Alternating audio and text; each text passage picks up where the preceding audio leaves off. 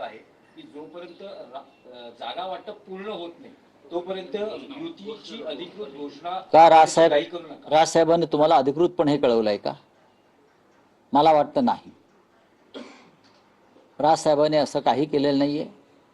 राजसाहेब आणि उद्धव साहेब आम्ही सगळे एकमेकांच्या संवादामध्ये आहोत आणि त्यांचं म्हणणं चुकीचं काय आहे?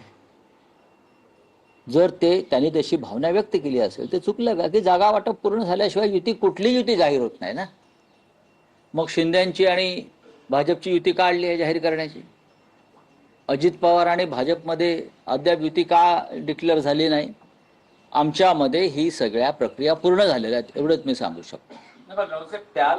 माहीम, शिवडी, भांडू असे जे मराठी भाषिक बहुल तुमच्याकडे चुकीची माहिती आहे. त्यात जागा वाटप आम्ही दोन्ही पक्ष एकत्र आहोत आणि मनापासून एकत्र आहोत. जागा वाटपासंदर्भात कुठेही ताणतणाव, रस्सीखेच नाही. भांडूप किंवा इतर जे तुम्ही भाग म्हणताय हे त्यांना गेले काय किंवा आमच्याकडे आले काय, ते शेवटी युतीमध्येच राहणार आहेत. या भावनेतून आम्ही काम करत आहोत. त्याच्यामुळे कोणी एखाद्या जागेसाठी अडून बसलाय असं कुठेही आमच्या दोन पक्षामध्ये घडत नाही. या चुकीच्या बातम्या तुमच्यापर्यंत जे देत आहेत हा त्यांना माझा संदेश आहे. मागणी का नसावी? मागणी का नसावी? या भागात जागा वाटपा मनसेचे आमदार होते, मनसेचे नगरसेवक होते, तर किमान 3 जागा या सगळ्या मराठी भाषिक बहुल मला अशा पुढ्या कोण सोडतं मला माहित नाही. जागा वाटप अत्यंत फेअर पद्धतीने सुरू झालं आणि त्याच पद्धतीने ते संपलं.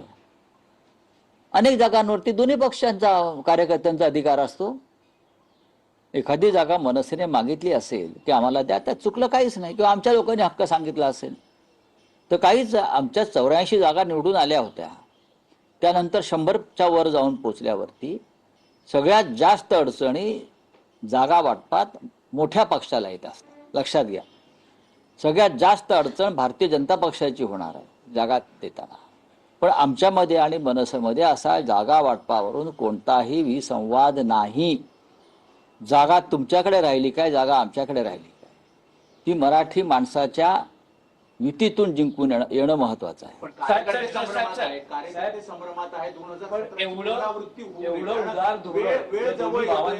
एवढं उदार धोरण जर दोन्ही भावांनी स्वीकारलं असेल तर अर्ज भरण्याचा आज पहिला दिवस, त्यात काय झालं? अजूनही युतीची अधिकृत घोषणा कशा करता पाहिजे? ज्या दिवशी वरळीच्या डोममध्ये 2 भाऊ एकत्र आले तेव्हाच युतीची घोषणा झाली. तुम्हाला चिंता कशा करता पाहिजे की आता का घोषणा नाही, उद्या का घोषणा नाही? करू ना, आम्ही ठरवू आणि तुम्हाला सांगू.